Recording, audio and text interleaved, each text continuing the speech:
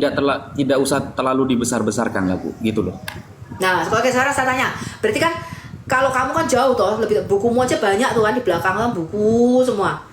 Sekarang pertanyaannya tadi dia tidak bisa jawab.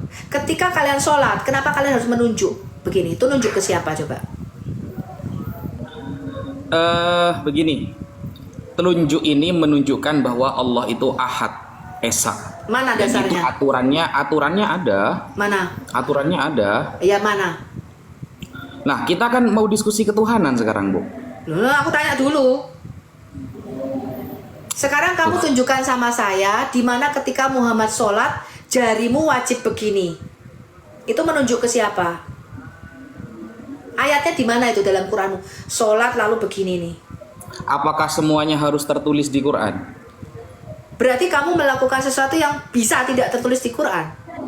Gini Bu, jadi ketika berbicara lompat pagar ya, berbicara agama lain, maka ibu itu harus menghormati kapasitas apa saja ilmu yang harus dikuasai gitu loh. Jadi contoh nih, masadiru tasyri', sumber pengambilan hukum di dalam agama Islam kan ada 4 tuh. Al-Quran, Sunnah, Ijma', Qiyas. Nah, mau tidak mau, ibu suka nggak suka, maka sumber pengambilan hukum di dalam Islam ya 4 itu yang disepakati Bu. Jadi kalau sampean contohnya menuntut satu, semua harus tertulis di dalam Quran, saya bisa mengembalikan seperti itu. Nanti semua harus tertulis dalam Bible, kan nggak bisa kayak gitu kan. Enggak, kita Gitu. melakukan semua yang tertulis di dalam Alkitab. Oke, semuanya harus tertulis dalam Alkitab. Ya. Wajib ya, wajib Ya. tertulis ya. Ya. Nah, sekarang saya tanya Bu, misalnya, ya, ajaran di dalam Bible langsung dari Yesus mengenai dosa waris misalnya. Ada nggak Yesus pernah ngomong tentang dosa waris? Ada. Di mana ayatnya? Nih, saya tunjukkan. Buka Alkitabnya. Ya, Yesus sendiri ya yang ngomong dosa waris ya. Coba ketika Yesus pada malam perjamuan terakhir, ya. Ya.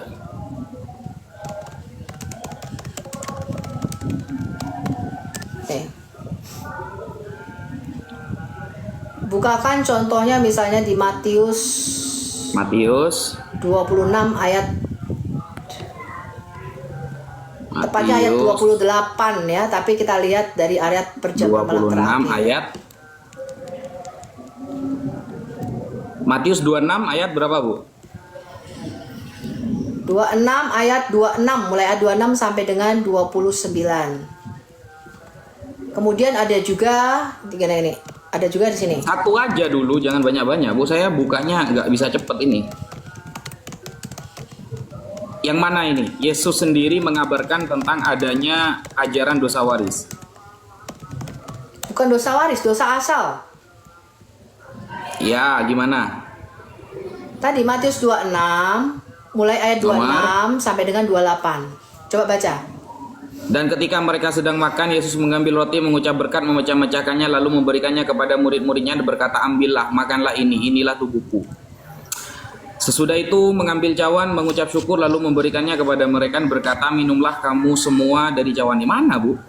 Nah, terus baca dulu sampai ayat 28. Sebab inilah darahku, darah perjanjian yang ditumpahkan bagi banyak orang untuk pengampunan dosa. Oke. Akan tetapi aku berkata kepadamu, mulai dari sekarang aku tidak akan minum lagi hasil pokok anggur ini sampai pada hari aku meminumnya, yaitu yang baru bersama-sama dengan kamu dalam kerajaan Bapakku. Dosa asalnya, warisnya mana? Loh, sekarang saya tanya, yang bisa menebus dosa banyak orang itu harus orang yang tidak berdosa, betul? Di dalam perjanjian lama. Betul nggak? Ya. Yesus itu menggenapi nubuatan di Yesaya 53. Seorang hambaku, Mesias, di Yesaya 53 itu nubuatan tentang kedatangan Mesias, akan menjadi tebusan bagi banyak orang. Yesus di dalam Matius 20 ayat 2 aduh. Matius 20 ayat 28. Yesus berkata apa? Sama seperti anak manusia datang bukan untuk dilayani, melainkan untuk melayani dan untuk memberikan nyawanya menjadi tebusan bagi banyak orang. Ya, Bang, enggak? Gini Bu, ayat di sini Yesus menjelaskan tentang dosa asalnya mana gitu loh.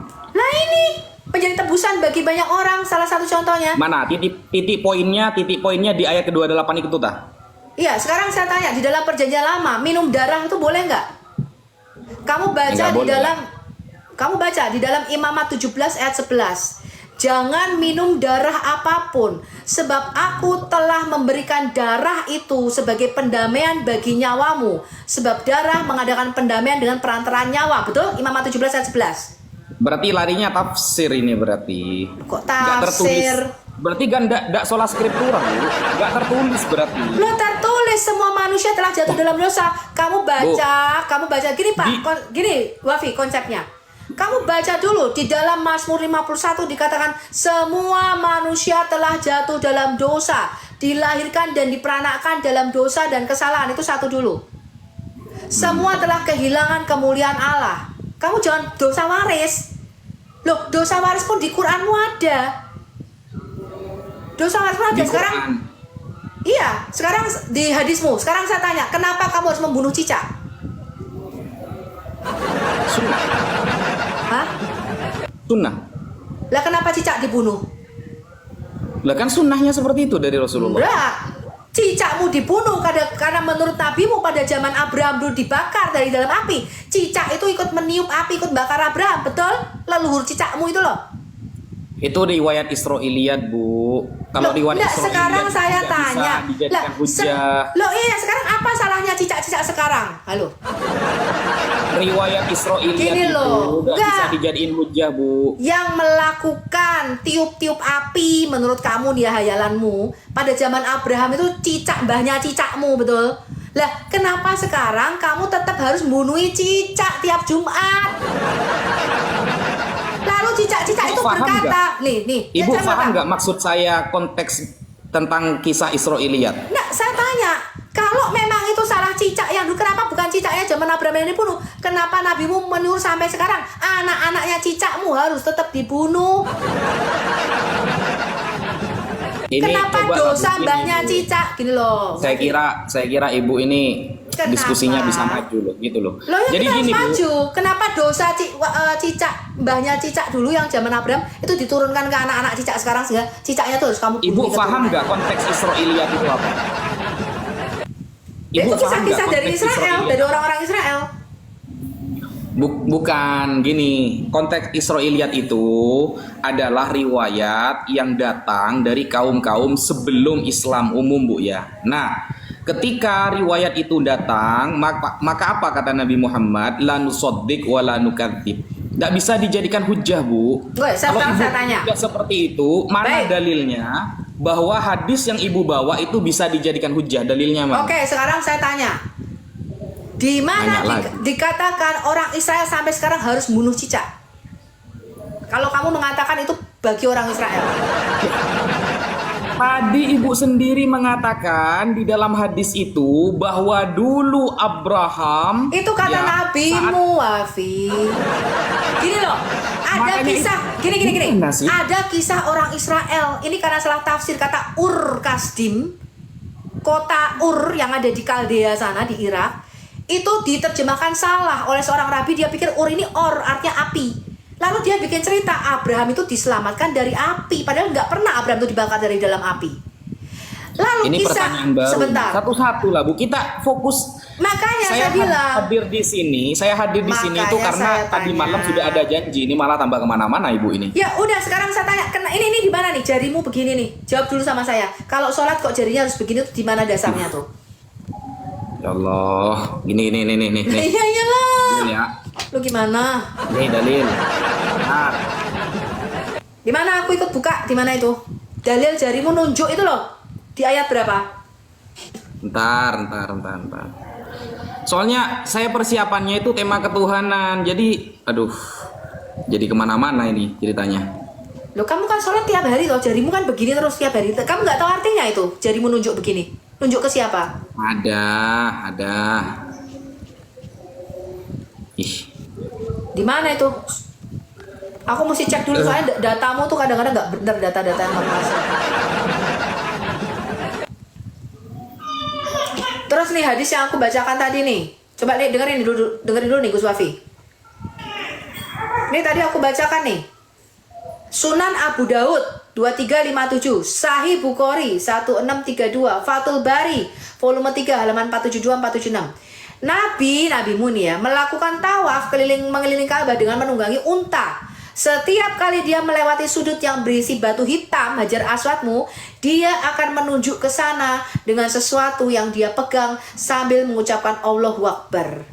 Menurut kamu ini ada hubungannya nggak dengan kamu sholat nunjuk begini nih, coba? Tunggu dulu. Pertanyaannya jangan banyak-banyak dulu. Ini belum satu selesai, nanya yang lain. Satu belum selesai, nanya yang lain. Jadi biar fokus gitu loh. Tadi sampean kan nanya nih. Saya fokus satu pertanyaannya dulu ya. Mana dalil ketika sholat menggunakan telunjuknya ini begini? Artinya apa? Itu saya jawab dulu, biar gak kemana-mana dulu Bu. Ini ya hadis riwayat Imam Muslim. Sampean minta Arabnya apa sama terjemahannya? Loh mana saya cek dulu, aku juga punya hadis. Oke, nih. Sampean kalau minta Arabnya, nih. Nomor berapa hadisnya? Nggak usah Arabnya, langsung aja bahasa Indonesianya. Apa hadisnya? Nih Bu ya.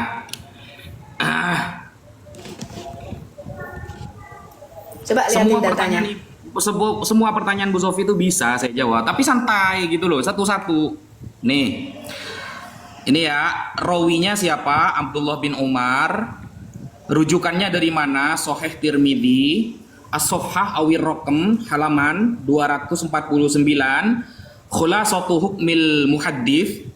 Kesimpulan hukum hadis ini menurut para ulama hadis sahih. At-takhrij yang mentakhrij atau mengeluarkan hadis ini satu, Imam Tirmidzi. Wal lafdzu lahu, lafadznya juga dikeluarkan oleh Imam Muslim nih. Akhrajahu Muslim. Jadi sahih ya. Nah, ini lafadznya nih. Annan Nabiyya sallallahu alaihi wasallam, bahwa Rasulullah kana idza jalasa, ketika beliau itu duduk. Fi sholati, di saat salat. Wada'a yadahul yumna ala rukbataihi, meletakkan tangannya yang kanan di atas lututnya. Wa rafa'a asbu'ahu, dan dia mengangkat jari-jarinya. Allati tali al-ibham yad'u biha. Nah, nih ibham ini Bu. Ini bahasa Arabnya ibham, ini sabbaha ya. Ini ibham, ini wusta. Antara dua ini sabbaha ya. Ditelunjukkan begini. Wayaduhu al-yusra, dan tangannya yang kiri ala rukbatihi, diletakkan juga di atas lututnya. Begitu. Sahih Muslim berapa? Mana Sahih Muslim berapa? Kalau di sini tertulis Muslim 580 Bu. Kalau saya lihat di terjemahan, kalau Ibu minta yang terjemahan ada, tapi di sini tidak disebutkan nomor hadisnya. Ini 580. Ini di NU online ada, Ibu buka misalnya ya, ini sudah diterjemah, di sini ada nih HR Muslim juga. Loh kok dari website? Enggak, dari ensiklopedia hadis yang resmi dong. Kalau yang hadis yang resmi di Quran.net itu ada 580 nomornya di sini. Suaramu nggak kedengeran loh. Oh, nggak kedengeran. Ini 580 Bu di sini. Kalau Tirmidzi 294. Ini nggak ada tuh 580 Sahih Muslim, aku cek. Yang kau bilang ada jari-jari itu. Sama berarti Bu. Enggak, ensiklopedia hadis saja, ensiklopedia hadis. Ensiklopedia hadis Itu coba kan ya. resmi, masa pakai yang lain? Itu udah lengkap itu. Ntar. Ada Bu, santai. Insya Allah pertanyaan Ibu semuanya ada dalilnya kalau saya yang jawab. Aman. Cuma santai, maksudnya itu satu-satu biar masuk gitu loh. Sebentar. Ensiklopedia hadis ya. Di sini di hadis tazkiyah ada ini, tapi hadis tazkiyah ini ya. Di sini Sunan Abi Dawud 837. Ensiklopedia hadisnya berapa? Itu website apa namanya itu? Itu website resmi tuh ya, 9 hadis. Hadis namanya ensiklopedia hadis, 9 hadis. Imam-imammu ada di situ semua.